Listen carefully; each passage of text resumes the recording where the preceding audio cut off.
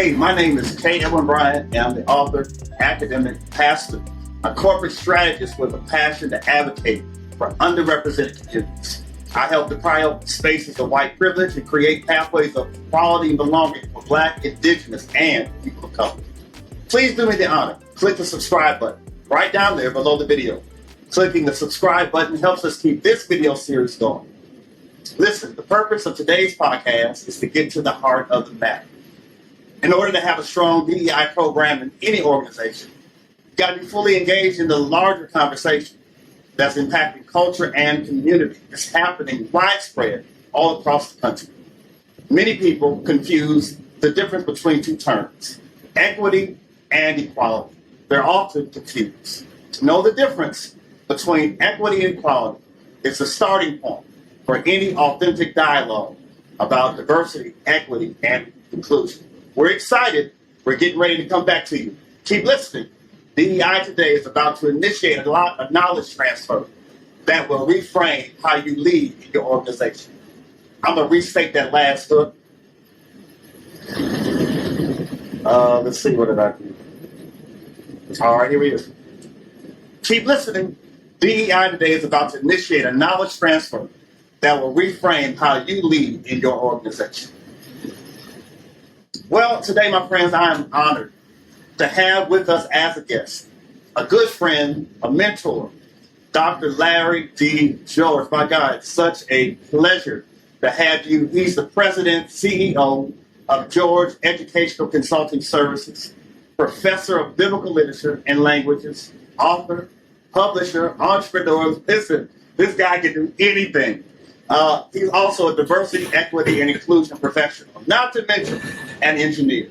Welcome, Dr. George. I call you Larry. Thank you so much for being on our show today. That's fine. I love my first name. And it's a privilege being on your show. And I'm a super fan of yours. And I'm looking forward to all the bright and challenging things that you can engage moving forward. Because I know you're going to make a difference.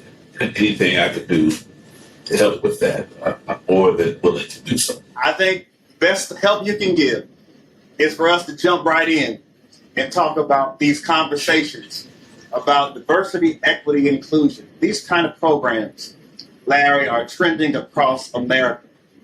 I really believe that any discussion on diversity, equity, and inclusion, these kind of programs, whether in companies or organizations, they're important.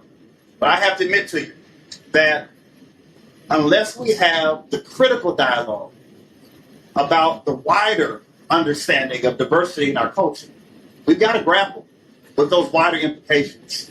There's much to be said, yes, about employee resource groups and various ways of enhancing the workplace. But I don't think that's possible until we deal with the larger problem. So let's take the risk today.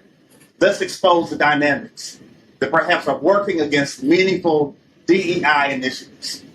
Allow me for a moment to maybe unpack it for our audience, just to give a path forward. I would say dynamic to me. It's centered on the debated and explosive topic of racism in America. Diversity, equity, inclusion, they're all keys to building a supportive workplace. But I have to admit, diversity involves how everything about a person comes to bear in a shared space. So diversity and inclusion, that combination, are necessary to be able to manage community and culture. However, I'm curious, Dr. George. Larry, I'm curious. You helped to build out a DEI platform within a community that I think that wasn't as charged racially as we're dealing with now. I could be wrong, but I think you're responsible for building out a DEI program at Bluffton University in Ohio. And if I'm correct, that happened before Michael Brown, Trayvon Martin. Was there anything else happening at that time that would have led to how you built that out? So tell me, share with us, help the audience understand, what does DEI look like in a higher ed environment? And more importantly, what did you do to build it out? That's a wonderful question. I was hired at Bluffton University with a dual position. On the one hand, I was hired as a professor, associate professor of biblical literature and language. Okay. And on the other hand, I was also hired as the engaging diversity director. And so my job, and it was a Pathways grant that brought me in. And so my job was to help the community of Bluffton, mostly on campus, but pretty much the community was made up of people from, the community was made up of people that worked at Bluffton. So it was for the community and also for the school.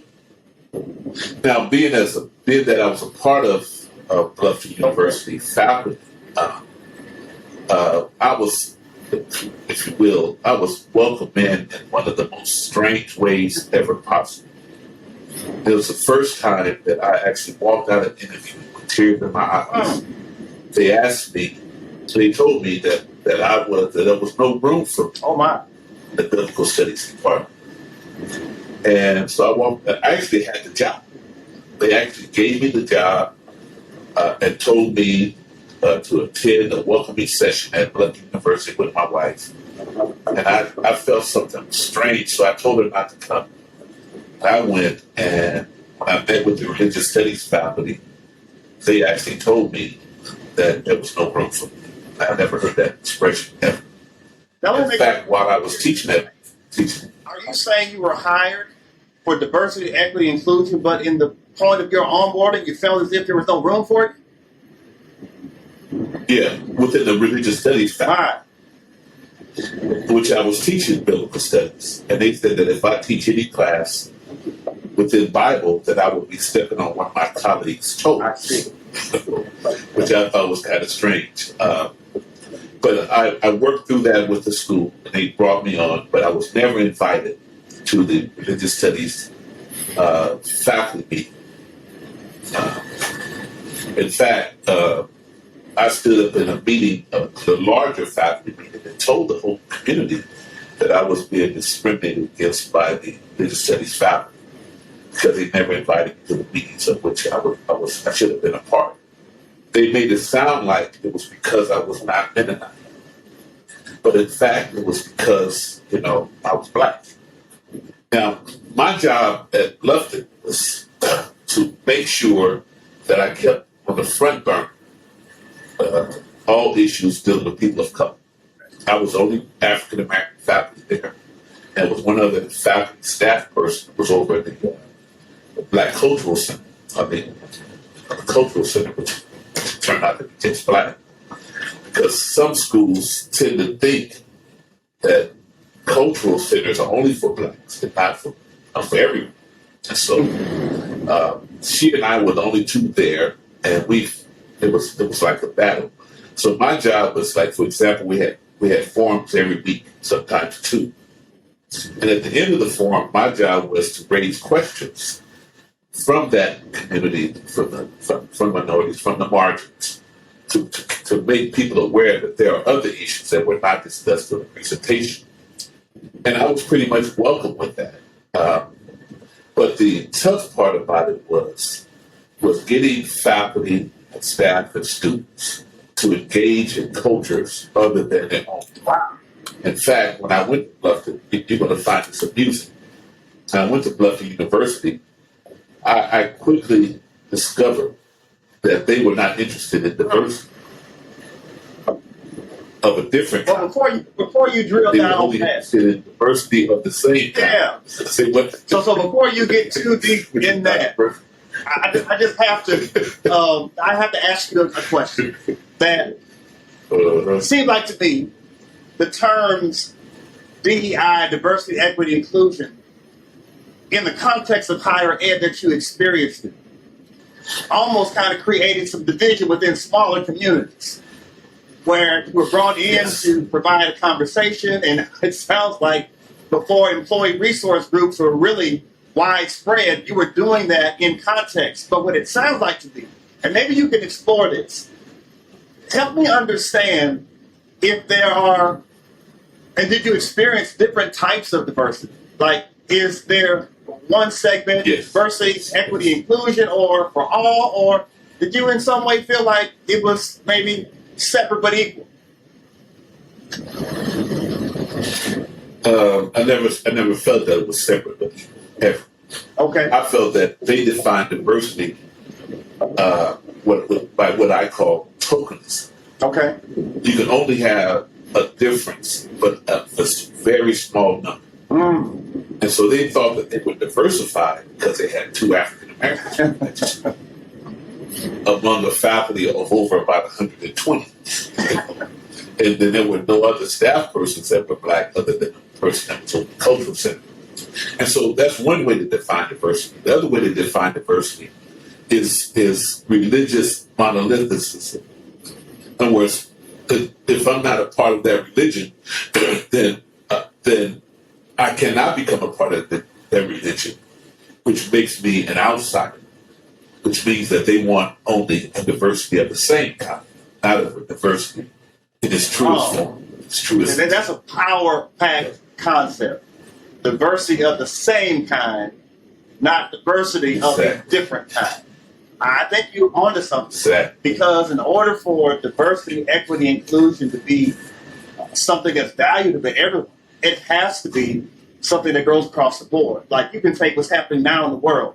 Corporations, I think, have pledged over, $50 billion towards racial equity improvement plans and employee resource groups, all these types of buzzwords to create conversation after the onslaught of the violence toward Black, Indigenous people of color, namely what has happened with cases like George Floyd. And now you see these social corporate responsibility programs have now become corporate social justice with a focus on DEI. I guess my thing is, with so many people pledging money and so many corporations saying they're going to allocate funding, does it really happen? And when the funding comes, does it really work? And are people clawing at the appropriation of the funding? And it doesn't really bring about diversity, equity, and inclusion. I think you have some touch points with that at Bluffton, haven't you? Yes, it really doesn't make a difference.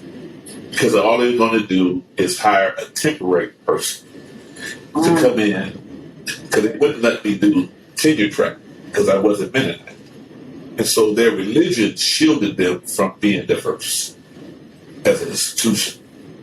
And that was the sad part. Another sad part of trying to establish this notion of diversity was that we would have speakers come in, and they would love to bring. I brought Cornel West in. I brought in George Cummings. I brought in J.R. Smith. But they were willing to do that because it was temporary. It was called temporary diversity. And they would feel guilty for an hour, and they would go back to business as usual. So that makes me wonder. And so, I'm sorry. Go ahead. So I wonder whether or not the money is just lip service, another rhetorical device to appease us by giving us a small representation, thinking that represents the whole, and it doesn't. Yeah, because it makes me think that if I'm assuming that there was some type of grant, expecting some type of funding was supporting that work. It was a Lilly my grant. Lord, Yes. it's a Lilly grant. Then I'm imagining that there's some type of outcomes, right, that they were expecting at the time. They had to expect something to fund it. And I guess that's what I'm wondering. And you said something to me that's just honestly overwhelming, that people are expecting in some context, at least the one you're speaking of, expect diversity, equity, inclusion, but at the same time, really don't want it. They're facilitating a program. The initiative is on the branding documents. There's continuity throughout the messaging of the university, higher ed, that's in the corporate context. But when people really drill down, I think you get to the heart of the matter. It has to be more than temporary. It's not a one-off. It has to be a sustained conversation.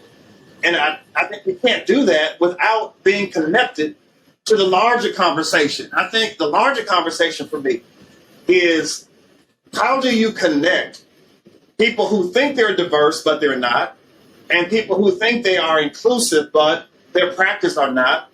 What can you do to help them see the lived experience of others? I think that's the issue, that unless people get outside their own circles, and unless, whether it be a corporate environment, whether it be an organization, could be a church, it could be a nonprofit, it really doesn't matter. If you don't have context of how other people live, gather, and belong, I think it could be detrimental to a so-called viewpoint of what diversity or even inclusion is. What do you think about that? Well, there are two things I want to raise. One way we did it was we had a committee that we formed. It was called the Damascus Road Committee. On that committee, our sole task was to get faculty, staff, and students over a weekend to take this training. And the goal was to have everyone take the training. And I think that was a great success. I still experience trauma from that experience. Let me explain that real quick. Explain that. During a portion of the training, because there was not many African American students and staff, they had African American students or staff or faculty to sit at the head of the table, and then whites would sit around the table. But the African Americans could not speak during this session. And we sat there and listened to them describe all of the things that they benefit from as a result of their white privilege. Oh my goodness. White skin. And so I had to... That almost reminds me of a part of my research where I reference Vincent Winbush and one of the notes about Jim Tyler's poem about a buzzard that is said to be not metaphysical in the way that they can interpret or understand oneself. And what I hear you saying, I'm trying to create some tension. What I hear you saying, you've got people in the room assigning a work, giving you responsibility, but at the same time, you are providing a lived experience that is not their own, trying to help nurture, if you will, steward them through possible ways of understanding how people gather. But at the same time, and you tell me if I'm wrong, but this is what I'm hearing, is that you have people who are trying to tell you more about yourself than what you think they think you know. Exactly. Man, you just hit it right on the head. Because my voice, or the voice of people of color on the campus, did not matter. Oh my goodness. In fact, to really peel back the experience before I go to the second point, I was challenged and attacked on a number of cases, but they were never males. They were always in a female to confront me. For example, when I said that the religious studies faculty is discriminating against me, religious studies faculty males never came to me. They sent females. And it got so tense that I would bring my director over the Lilly grant into my office so that he could be a part of the conversation. Well, it turns out after the conversation, the report that he gave to the president didn't match what actually happened in the meeting, and his version was taken over mine because he was at his story. Oh my goodness! I mean, it's like, because even though I'm a biblical scholar, my voice did not matter, and that's so you're not. It's not just about having a mixture, of folk who are diverse, but it's also, you got to also look at how their voices being their concerns being addressed. Yeah, because what I hear you saying is, and for the most part, they only address temporarily until the dust settles. Then when the dust settles, it's back to business as usual. And that's the problem I have with this notion of diversity. You got to peel back just from the faces and culture to actually see the kind of roles that they're actually playing in an institution. Like, here I am, well-trained, had a lot of experience, a lot of publications. They would not allow me to be a permanent part of the faculty. I would only be temporary. And so, because of that, the students felt like they didn't have a voice because they had nobody in the faculty to represent them. And so, when you peel back diversity issues, you got to peel back all the way down to the ground floor, the ground level, to see how seriously are people's voices, people's positions, and people's professions are taken by the institution. And I think you raised a good point. And oftentimes not taken seriously at all. Let me go to the second instance, aside from the Damascus Road Committee, which was very much a success. The second thing we did was during the summers. The Lilly Grant provided funds for faculty, staff, and students to go out and do what they call cultural immersion. They would go to cultural festivals by Hispanics, Native Americans, and other people, African Americans, and this would be the first time that they ever attended anything like that. And now they have that experience. They're less likely to judge. They're less likely to not hear you. So the more they become diverse, the more diversity takes root in the institution itself. Without the faculty, staff, and students thinking that diversity is a mainstream issue, not a periphery issue, then I think diversity would be something that would be embraced in a true sense, not just rhetorical sense. Yeah, and this show honors that and owns it. Not only are we talking to you, African American male, higher education, very well established, published, so many different designations and degrees, but we're also talking to my Ph.D. supervisor, whom you know, who is non-black, white male, and highly respected in the field and the industry. So we're going to look at both perspectives. We're not just, leveraging this to a point where it's only one side. We want to look at all sides. The fact of the matter is, you got to ask the question, is it possible to really consider how someone feels in those contexts of diversity, equity, and inclusion? Because what I heard you say, and you correct me if I'm wrong, is that they wanted you to practice diversity, but they also wanted you to embrace difference at the same time. I think the challenge is that we have to learn how, and perhaps that's what it is, a path of learning how to experience diversity without the erasure of difference.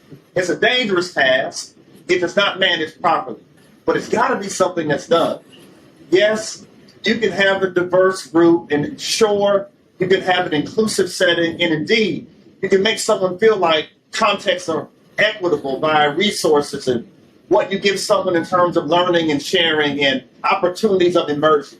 Fact of the matter is, we've got to capture what the wider issue is, and you've gotten to the heart of it. You have people who are really thoughtful about diversity, equity, inclusion, but they're not as thoughtful about the wider impact. There's no way to talk about diversity, equity, and inclusion in the workplace, a church, a nonprofit, in your local setting where you have fun and where you play cards. You've got to peel back the layers. What's the layer? The layer is dealing with race in America. Listen, hold on. We'll be right back because we're going to peel the layers back on this conversation, and we're going to see what impact critical race theory, understandings of white privilege, and perhaps what does white supremacy have to do with our ability to really have an authentic, meaningful diversity, equity, and inclusion program. We'll be right back. Stay tuned. Tell someone. Let them know that DEI Today is on, and we'll see you at home. Listen, our last conversation, we were talking about diversity, equity, and inclusion and the challenges about trying to implement something like that without being connected to the wider conversation that's happening in our culture, that's in our communities, and that's trending on our news feeds. It's impossible to not peel back those layers and to be able to see what really is driving those initiatives that are happening. Yes, corporations have pledged money for employee resource groups and they want to facilitate conversation, but let's be honest, let's be clear. Unless we really talk about what's behind the curtain, it's hard to really have an authentic dialogue about what it takes for employee resource groups, DEI initiatives to really have meetings. Listen, today, right now, the continuation of this moment, we're talking about, don't get mad, critical race theory, white privilege, white supremacy, and conversations that I think are critical, just as critical as DEI but just as explosive. So let me set it up, and then I'll let Dr. George bring his expertise to this. In my view, critical race theory cannot be discussed without looping in the concepts of white privilege and white supremacy. In any case, let's light the fuse, right? If we're here, let's do it. And implode the misunderstandings and the misinformation. But let's be clear. Critical race theory is an attempt to rearrange historical facts as they should be to avoid the imposition of shame and guilt on a new generation of Americans, and particularly white Americans. Permit me to also level set a critique on Black communities. Take pride in your own history, your culture.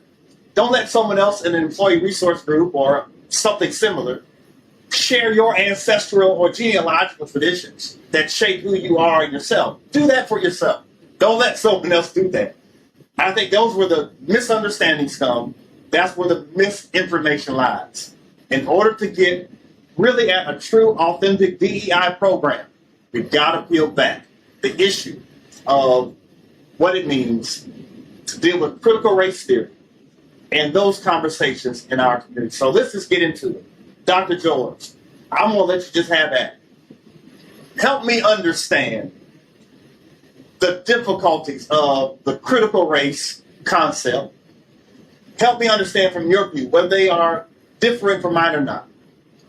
Help me understand.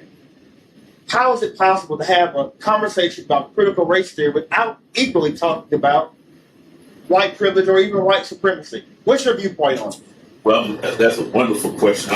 I've been waiting for somebody to ask me that question since we've been having this debate. Derek Bell, who's the, I call it the father of critical race theory.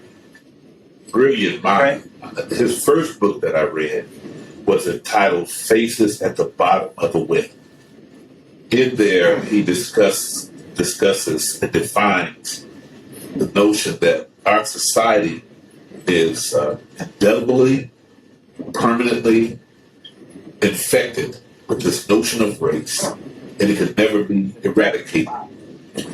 Never be eradicated. And so, for the work that you're doing, here's one incentive. If you can't eradicate racism, eventually things are going to come to a head. And not just during the death of a person of color. It's going to also come to a head simply because you cannot keep a people down for so long and keep treating them as second-class citizens when they're full Americans. And so you cannot have discussion of critical race theory without having the discussion of white supremacy. I like the term white supremacy because it's not as slippery as racism. Many folk have found ways to understand that. What do you mean by that? I'm sorry. What do you mean it's not as slippery as racism? Unpack that for us. The very people that created this notion of race and racism are the strongest deniers of it. And every time it comes up, they find a way to deconstruct it based upon the information that we give them. People of color give them. So they use our own definitions back at us. And so because it's been around since biblical times, but more specifically here in America, it was present in 1619. And so this concept of racism, white folk have found a way to deconstruct that term so that it has absolutely no meaning. It's like saying to a person, I love you, but you said it 1,000 times, and so now it's lost its meaning. It has leaks everywhere, leaks in every direction. So that's what racism. White supremacy is kind of hard to muddy that up. It means whites feel that they are superior to blacks or other people of color. But it doesn't just mean that they're superior. It means that the people of color or blacks are inferior.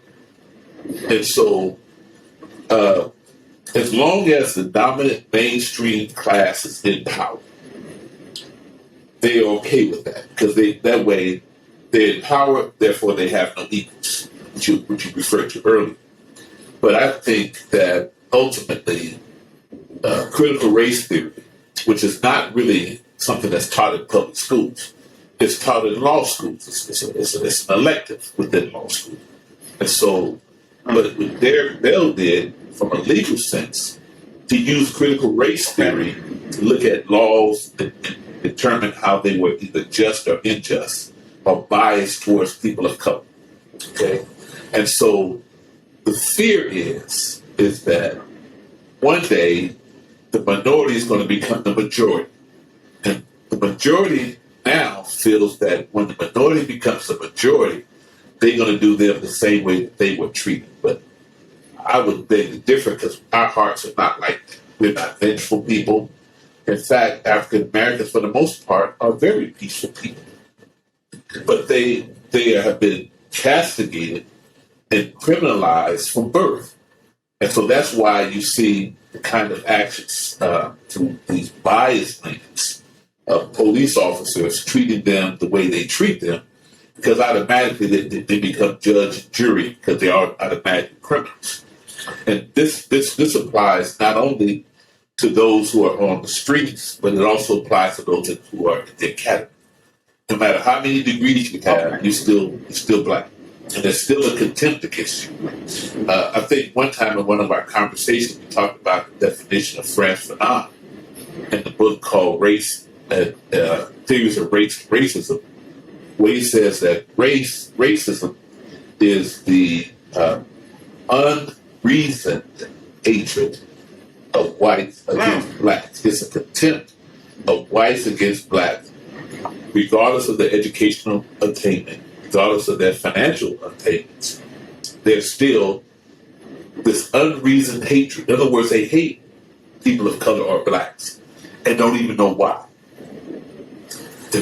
All right, so to build that and to merge it with our prior conversation about just DEI and understanding and the value of it and higher ed or wherever else, what I'm hearing you say is, and I think I align with it, is that you gotta have an understanding of what's happening broadly outside of workplace to really make a meaningful discussion possible in the workplace. Because if you forsake at a corporation that's conservative and they got values that align with a particular political party, and you're trying to infuse an employee resource group, but you have these type of sentiments, either people who have who align with sentiments that are supporting what you call white supremacy and how you define it, or you have people who are of color who are equally having reactions to what's happening, and perhaps their prejudiced views. Whenever you have that happening in any context, it will be volatile. So to me, for a corporation, nonprofit, church, whoever it is, not to be having these conversations, at some point, you said it, there's going to be an explosion. And rather than an explosion, I'd rather have an implosion. I'd rather set the charges. Yes, absolutely. I think, to your point, we've got to set the charges where these conversations are and where they should lie, so that we can control the collateral damage. I think that's the issue. And the collateral damage that I heard you say is that people will look at me. I have to admit, I have to share my own story. That's all I have, so please forgive me. Is that I work out every morning. I go to Kroger as soon as I'm finished. I get my items for the day, and I check out in line.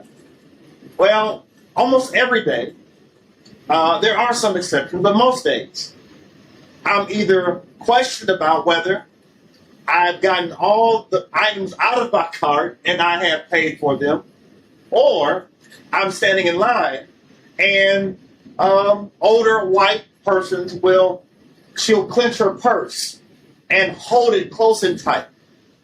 I think those type of sentiments still exist. But at the same time, we've got to have these kind of conversations because not everyone thinks like that.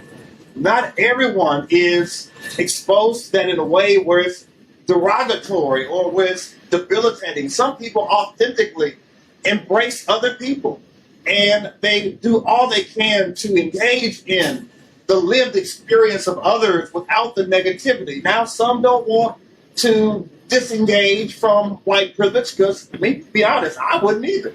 I don't want to be followed in a store and shopping at Macy's and someone following me around all the time without asking me, do I need help? Who wants to give up the opportunity to walk free, right? But at the same time, I think there are people who recognize that that is happening. They do want to be involved in the conversation. They want to know how to get past it, but I don't think they know how. And the question I have, that as we bridge all this stuff together, right? Civil rights, DEI initiatives, is there a connection? Now I know DEI generally has its place in, corporate settings, workplace environments, but let's be real. Does DEI in any way have a connection point, in your view, to civil rights? And if so, what's the connection? And perhaps maybe where did MLK land on all this stuff? Where did that fit into his conversations? Can you help me? Sure. I'm glad you raised that question. I hope that DEI doesn't make the same mistake that the civil rights movement made. The civil rights movement thought that they could legislate love. Wow. But all they did was legislate laws that allowed African Americans to have access to public facilities. I have never heard that before. Say that again for the audience. That's worth listening to. Yeah, it's a big difference between working externally on a person. And that's what civil rights did. It got rid of the laws that kept African Americans from being integrated within the larger society. But it didn't change the hearts of the ones that control society. And that's why I think moving forward, DEI, as well as the civil rights era, as well as those currently activists, we got to stop looking at external realities and start looking within. We got to do what I call an inward journey to see. Because here's the thing about being authentic for a true self or a true soul. Hatred cannot exist or coexist in an atmosphere of love. In other words, I'm not talking about the person that's doing the marching or the protesting. I'm talking about the people who don't look like us, who are white. That they have to do some soul searching. How can you say, on the one hand, that you love God, you love Jesus and your brother as yourself, but yet at the same time harbor hatred in your heart? There's something wrong with that type of quote-unquote Christianity or that quote-unquote religion. And so... Well, it sounds compartmentalized. Like it's possible for one to be Christian, but at the same time have competing views that we would see that allow them to be adversarial, for lack of a better term. And so that just doesn't make sense. And that's what's wrong. See, we use the word Christian, but just like we talked earlier about, the slipperiness of racism, Christianity and Christians have taken on that same character. That you could be a Christian and support, the big lie. Or you could be a Christian and support someone who is, the father of lies. But we got to reclaim our authentic Christianity, and we got to redefine what it means to be an authentic Christian. And that is, it's not external dogma, it's not doctrine, it's not the facility that you worship in. Those external realities doesn't have anything to do with the price of bread in China. But on the inside, this is what Howard Thurman talked about. He talked about creating a common ground for all faiths and all peoples. The only way you're going to do that is you can't look at our external realities. We are so different. Diversity brings a lot of different things to the table. We're so different externally, but we're so much sustained internally. And I think that's the direction that, if I was to do a program today, I wouldn't try to do all these external programs, go to cultural festivals and what have you. That would be necessary. But I think more importantly is to have them do an inward journey. and to look at their authentic self, the original soul, not something that was conditioned over the years or conditioned in the home, conditioned in these little enclaves. But I think it's important to do some soul searching. Now, I know for some, the moral argument is not going to work because there's no morality in it at all. But for those that claim to be Christian, they need to be challenged. You cannot claim to be. I almost feel like you're advocating for, in some way, some type of extraction where you can participate but also be extracted at the same time. That I can be an African American male, a descendant of slaves, but at the same time can participate and share community with someone who's not like me, the other. And instead of having these polarized views of them and us, we become neighbors and friends. And I think to your point, corporations have these dialogues on emotional intelligence. But what I heard you just say is that there has to, I don't know how to frame it. I don't know what to call it. But that inward journey, I think that might be something that needs to be at the central point of DEI conversations. If you had to take one of Thurman's thoughts, and I believe he, if I'm not mistaken, was a key influencer with King behind the scenes.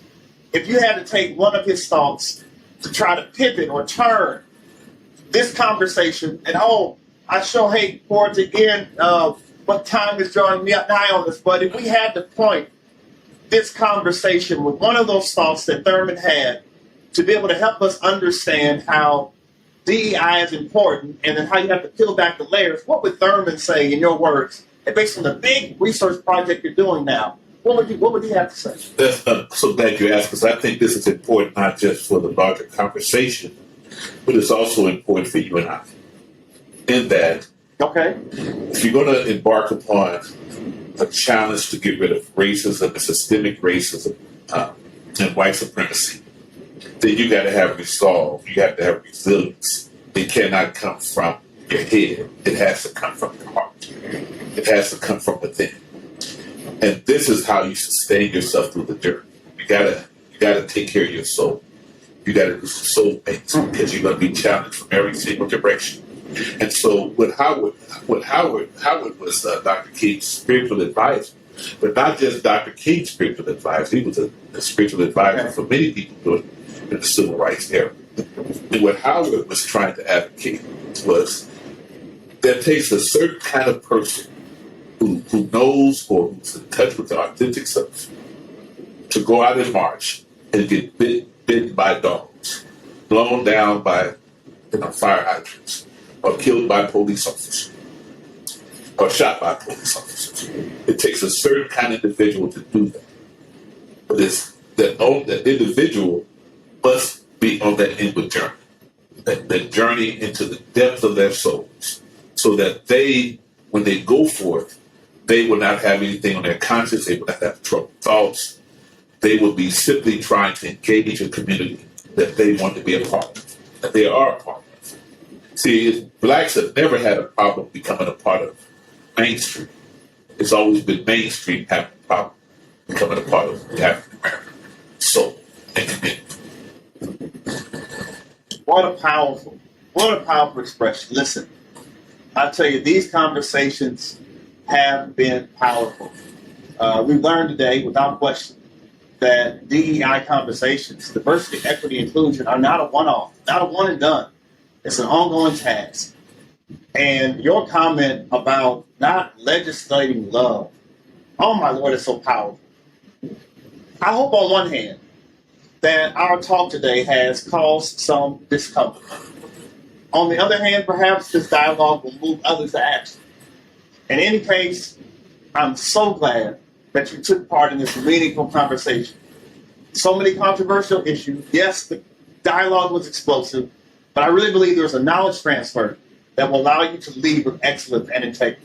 Listen, we can't have a guest like this without knowing how to connect, how to take part of the many resources he has, the many things he does. I'm telling you, he's an excellent publisher, editor, copy editor, and even ghostwriter if you need one.